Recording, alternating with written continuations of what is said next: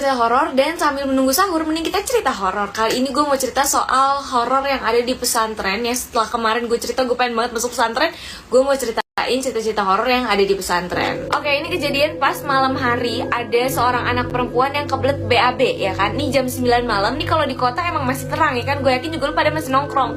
Cuma nih pesantren letaknya ini jauh dari kawasan warga-warga dan lumayan terpencil.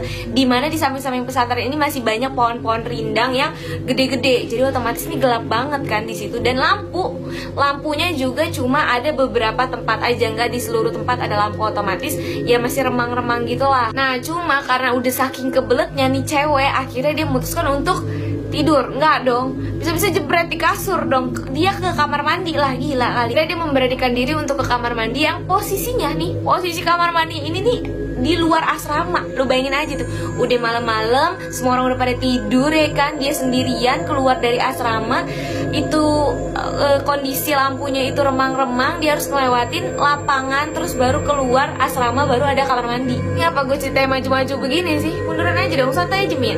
Sampailah dia di kamar mandi. Jadi kamar mandi itu ada 2 bilik, dan di tengah-tengahnya itu ada sekat tembok gitu. Tapi di tengah tembok di sekatan itu tuh ada bolongan yang bisa lah untuk ngoper kayak sabun, sampo dari kamar mandi satu ke kamar mandi satunya lagi. Nah pas sampai di kamar mandi, si cewek ini tuh udah ngeh kalau di kamar mandi satunya lagi tuh ada orang yang lagi mandi. Karena suara jebar-jeburnya tuh kayak buru-buru dan kenceng banget. Tapi dia nggak peduli karena kayak udah kebelet banget. Dari ujung nih kayaknya dikit lagi tuh udah spirit gitu. Gak cerita akhirnya udah kelar buang hajatnya. Habis itu mau cebok dong. Pas dilihat, nih ngapa gayung kagak ada gitu kan. Nih dia baru sadar kalau nggak ada gayung dan nggak ada sabun juga. Mikir dong, nih gimana nih, udah nggak ada tisu juga kan. Udah berasa orang barat kita pakai tisu kan, nggak bisa tuh, nggak enak kan. Akhirnya nih karena di kamar mandi sebelah itu masih jebar-jebur terus, nih udah kagak tahu deh berapa ember yang dihabisin. Karena dia jebur-jeburnya tuh cepet banget, dan kayak berarti kan kayak air yang dibutuhin sama dia tuh banyak banget kan.